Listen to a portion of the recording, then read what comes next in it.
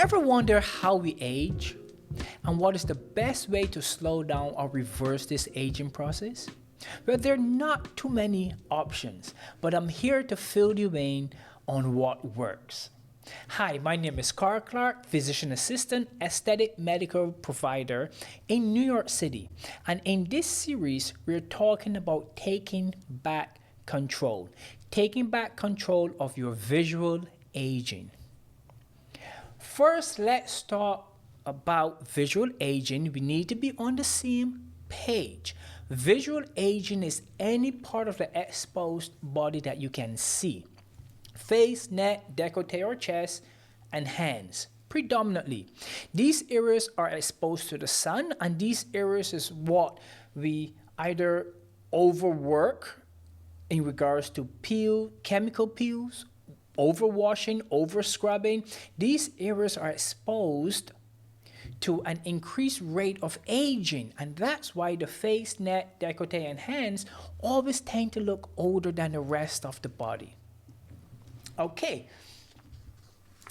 all types of tissues will age, but before I get into that, if you're listening, this is a video YouTube cast, but also a podcast. So if you're not seeing the images, remember you can always head over to our YouTube channel, Cafe Aesthetics, and you see the entire show and the images. Over time, all tissues age. And I will show you some remarkable images and how this aging actually occurs in all of our tissue. Over here we have hands. So let's just look at the older hand and the younger hand. Both of these images really show you the remarkable difference in the tissue type, the thickness of the tissue, the fullness of the fat within the hands when we're younger versus loss of fat, loss of volume, loss of skin rigor, loss of skin thickness, loss of collagen within the skin. So there are a few things that change dramatically when we're aging. The moisture content reduces, the elasticity reduces, but also the collagen count reduces. Speaking of collagen count, imagine you're buying your bed sheets. You're not going to buy 100 count bed sheet and expect to be comfortable, but the 1,000 count bed sheet will be much more comfortable. So collagen count is the same as that thread count on your bed sheets, where the younger you are, the higher the collagen count, and the older you are, the lower the collagen count. And you can see that difference remarkably in these images of the hands. Here we have a very high collagen count or thread count. Here we have a very low collagen count or thread count. All of these can be reversed or treated gradually over time. And this is what we're going to discuss a little more. All tissue ages in the same exact way. There's just differences in how these tissues age. Losing control. We are all going to age. Yeah. Absolutely. However, it's how we age that we have control of. Let's talk about taking back this control over aging. There are some things we do to give a visual sense of being younger. That is makeup, haircuts, hairstyling, makeup, how we place the makeup, what colors we use. All of this adds to giving a more visible or younger visual aging in ourselves. But there are other ways we can do this as well. Other ways that kind of last a lot longer and tend to work a lot better, and where you don't have to apply something every day. This is going to be the heart of this episode, taking back control of your aging process using aesthetic medical procedures. So we will also come to this inevitable fate of aging: lines, laxity in the tissue, transposition of fatty pads within the face, hollowness that we see in the face. That smile or that line across the lips tend to turn into a frown. So that smile turns upside down naturally over time. Now, I know you can remember when you were younger and you saw 40, 50 plus year individuals, and we always said, old people are grumpy, I'm never going to get that way. We all get that way, not because we're older and grumpier, but because the lines and the features in the face make us appear that way. So if I take a drawing and they mark the eyebrows as very stressed, and they put multiple lines under the eyes and lines by the nose and the mouth and turn the lips slightly downward, that image is going to look older. If I take an eraser and remove most of those lines, that face automatically starts to look younger. So lines and visual aging occurs simultaneously, and this is what we see as visual aging. We are going to reverse this. Now, what works? There's only a few things that work, unfortunately. And in our lives, we find every day that what we think works doesn't really work. And sometimes we need expertise or expert individuals in certain fields to tell us what actually works. This is what you're going to get from us here at Cafe Aesthetics. Let's start. Now, when we age, we must ask ourselves what is happening and how we are aging. Let's look at some structures within the face that actually undergoes this aging and what we can see as we age. Now we see this younger image, the skeletal system ages and the muscular system ages. How does the skeletal image age? Well, we lose bone. Your parents are much smaller, their heads are much smaller, they're shorter than they were from when you knew them because they're aging. We lose a lot of bone, we lose height. As you're losing this bone, you create more cavitation in the face. So older individuals look more hollow. This is the temples, the lower cheeks, underneath the eyes. That's how we age at that level where the bone is concerned. Now let's look at the muscular aging. What happens to the muscles as we age? The muscles get a little thinner, they get a little laxed, but also the muscles don't retain the size and the fullness and the strength that they had before. We lose muscle tissue, we lose the height and the width and the breadth of the muscle fibers. We don't actually lose the muscle fibers, they just kind of get thinner and weaker over time. These are all of the structures that age eventually. As we said before, we have the bone, the muscle, fascia, some deep fatty tissue, superficial fat, more fascia, superficial fatty layers, and then the skin. The skin is what we notice as aging. However, all of those structures age together. How do these structures really intertwine and age? As your bone reduces in size, the fatty pad and the fascia has much less to hold on to. So they can't keep the height of the tissue anymore. As that drops, the fatty tissue is attached to the fascia. So the fatty tissue also drops, and that is the deep fatty layer. Now the superficial muscular and deep muscular that travel through these fascia at different times and connect to these fascia, those also drop and droop. Now we have our superficial fatty layer and then the skin. The skin is attached to all of these layers. And as those layers drop and fall and crease and buckle and fold, so does the skin. And as the skin is dropping and it's getting older, you're getting the lines and so forth, we start to become worried. I don't want to look like my parents. I don't want to have these creases in my forehead. I don't want to have the creases under my eyes, along my nasolabial folds. But inevitably, we will have these. The reason why aesthetic medical treatments work when done well is because these aesthetic treatments replace the lost volume you had.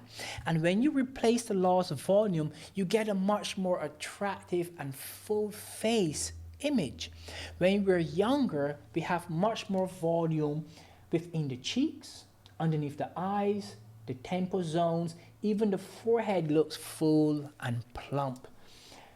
Nasolabial folds are very shallow. The lips are naturally plump when we're older. So we have a full face when we're a little younger, and that face actually resorbs and gets smaller as we age. This is not a bad thing. This is just something that happens. Now, we cannot avoid it, but we can slow it down. By slowing it down, there are certain modalities that will work very well. Now, the first modality I will discuss, or the first treatment I will discuss, is neuromodulators. Neuromodulators works on the nerves and they modulate what those nerves do. So let's talk quote unquote Botox. There are 4 different types: Botox, Jeuveau, Xeomin, and Dysport. These are the 4 major neuromodulator brands on the market, and they pretty much do the same thing, except for sometimes some may work a little longer, some may work a little quicker, but they do basically the same thing, which is to reduce the muscle activity. Muscle activity in the face creates lines over time because the skin gets thinner. So when you reduce that muscle activity, you're also reducing the lines by the crow's feet, between the eyebrows, around the lips, the perioral lines. Once we're using neuromodulators, those are the Botox products, we're reducing the amount of lines you're seeing. If you've ever had Botox done, you'll know that your skin has gotten smoother. This is one modality that works. This works. If you're concerned about your aging process and you're looking for quick fix, especially for the upper face, neuromodulators, again, the Botox products work. They work very well. The difference is who is doing that work for you and how they're doing that work for you. So one analogy I give all of my patients is this. When you go to your hairstylist, most of the time they're using very similar brands, but you're getting vastly different outcomes. And that's because those hairstylists use different techniques to achieve their goal. In aesthetic medicine, it's the same thing. Aesthetic providers are using different techniques to achieve their goals. So if you're not getting those goals, it's because those techniques are not on par, because we're using the same products. The products and the techniques go together to create lovely images of ourselves, more youthful images of ourselves. We have a very young individual here with full eyebrows, a beautiful nose, cheek line, contour line, and also lips, chin, and a nice silhouette to her jawline with no jowls up to the mandibular angle. These are the images that we're always looking for.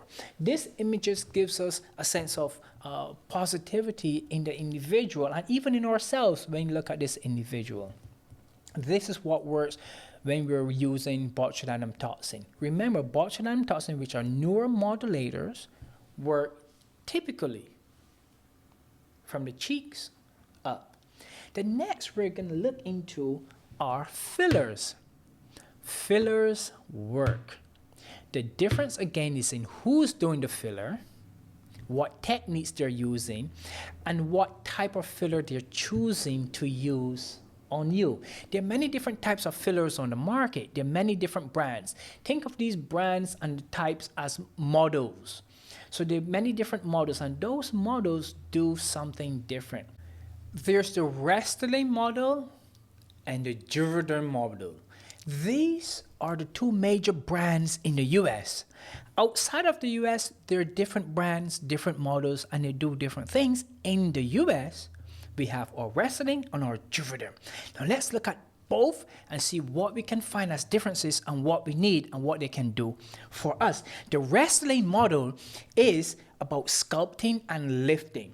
That sculpting and lifting are there to recreate those structures that were high when you were younger, right? So we have the jawline, the chin, nasolabial regions, the cheeks, the temples. Everything needs a little lift. The Restylane model have about 6 brands, right? We have our Nasha, which is for sculpting, and that sculpting model from Restylane is the Restylane Silk, Restylane Classic, Restylane Lift. Aside from those, we have 3 others, which is the Restylane Define, Restylane Refine, and Restylane Kiss, which is used on the lips. So these Restylane models really sculpt and help lift the tissue and put them in places where we need some volume but more lift in the areas that we're looking at. So with the laser pointer, you'll see cheeks, lips, chin, jawline, temple crest, corner of the eyebrow. Those are the points that require lift over time. Now the Juvederm model, which is an excellent brand, this Juvederm model is a lot based on volumizing and filling. Where are some of the areas in the face that we need this filling? Cheek hollows, also the lips, also the nasolabial fold, also the upper and lateral cheek lines. The volumizing and the filling effect from Juvederm is remarkable. But remember, the quantity and the placement and the technique matters. One product does not work well for everyone. One product does not do everything for everyone. And when we're using these products, if we're overzealous in how we're using these products, we can have facial distortion.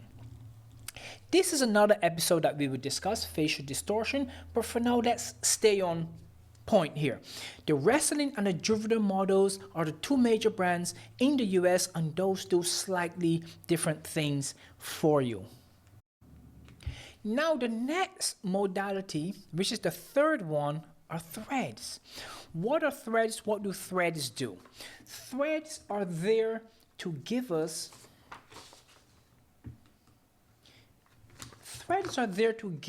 height within the deeper layers of the skin, right? Within the deeper layers of the tissue. And we're talking about the muscular layer, we're talking about the fatty layer, we're talking about the fascia layers within the skin. And those threads work to kind of lift vertically or diagonally depending on the features the individual have. Let's go into a little science behind the threads before we get further. Threads are sutures that are used for surgeries, abdominal surgery, heart surgery, any surgery within the body where you cannot go back in and remove, because these sutures dissolve. So when we place threads in the face, they do dissolve, but the lingering effects are those results that can last over 2 years if they're done well. Threads have little hooks or little barbs on them, and those barbs are connected to the thread, and it actually grips the tissue and pulls the tissue up. One of the biggest concerns I've seen on the internet is how it's patients not being satisfied with the longevity of these results. Remember, the longevity is not just for the threads, but the longevity depends on a technique that's used as well and your provider doing it. So threads can last very long if they're done well and if the technique is on par. Threads are great for lifting tissue. What are the tissues that we're lifting? We're lifting the superficial fatty layer, the deep fatty layer, the muscular layer, the fascial layers. All of these layers tend to drop and sag over time. So as these layers, remember we discussed earlier, we have the skin, we have the superficial fatty region, we have the muscular layer, the deep fatty tissue. There's also a deeper muscular layer, fascial layer, and then the bone. And these tissue segments drop and loosen over time. Because of that drop and that fall, we need something to pick that tissue back up. Threads does this well, and this is why threads are here to stay. Threads are non-surgical procedures that are very safe. They can be done in office. You really don't have much complications from threads. And again, any complications or problems from products are typically due to the provider and the technique that's being done. Threads are also super quick to be done. Now you can have it done within a 20-minute or 30-minute procedure done, depending on the thread and depending on what you want to have done. So the different types of threads, they're very small, thin threads, but they're also very long, thicker threads. The thicker threads may take a little bit longer, but because we're really lifting more tissue. The thinner threads are used mostly for just lifting the skin gently, and those take a much shorter duration of time to do. What makes threads so appealing is the quickness of the procedure, the reduced amount of complications or issues that you can get from the threads, but also the results that you can see immediately, post-treatment, a month after, and also 6 months later. The appeal for threads is that they last so long as well. So threads can last anywhere between 2 and 3 years, and if you're lucky, you can get closer to that 4-year mark. Depends on the threads. Remember, everything I discussed depends on the provider, the technique, and the product that's chosen. And it's not just in general that everything works so great. Let's look at this beautiful image of someone. Now again, these images are not necessarily my patients, but these are images that I kind of pulled off the internet so you can see what the average individual would look like. And if this individual were to ever come to me and request threads, not that she needs it, but if she were to ever request threads, she really doesn't have a lot to do. But threads would definitely give her more fullness and tightness in the tissue around her cheek region, around the eyes, and the lower portion of the face.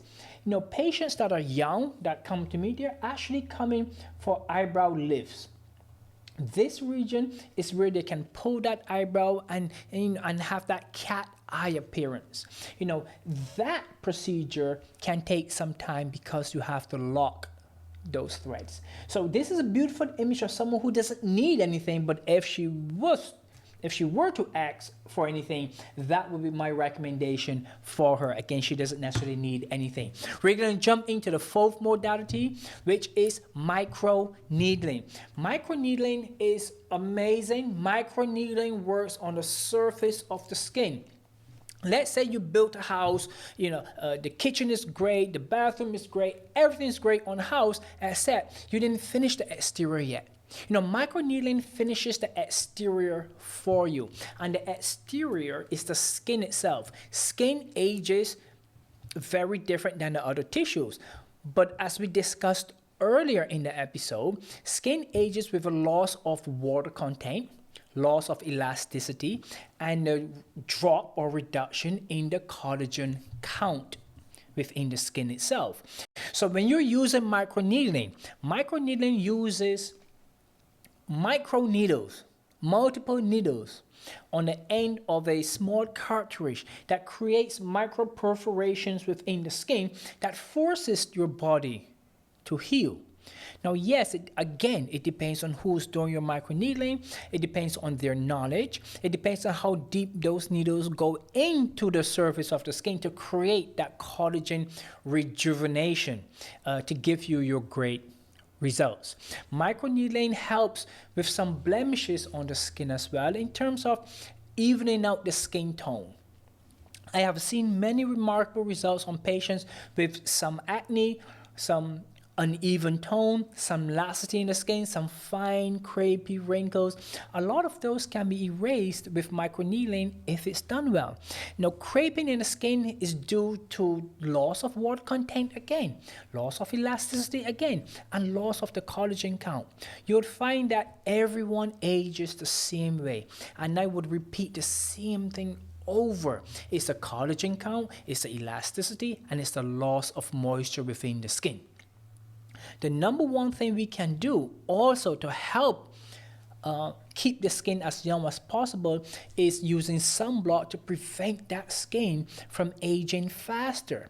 You know, the sun is the ultimate destroyer of all things. It gives us our energy, it gives us a lot of benefits, but it will definitely destroy you if you decide to stay in the sun way too long. Let's look at another beautiful image, another beautiful model here. Again, these are not my patients, but this is an individual that if they had come to me and asked me about a treatment to reinvigorate herself, my suggestion would be microneedling to kind of really tighten up the skin, give more of a gloss, reduce the pore size in the skin to really give a pleasant look to the surface of the skin on this patient. That is microneedling. So those were the 4 modalities that work well: neuromodulators, Botox, fillers, threads, and microneedling. Of those 4 modalities, we will discuss in depth on other episodes, or you can check my previous episodes on these modalities to see how well they work and what you need to know before you choose to purchase and have these procedures done. It's been a pleasure bringing you so much information on all things beautiful and taking back control of your visual aging. Don't forget to subscribe. My name is Clarke. This is Cafe Aesthetics. Until next time.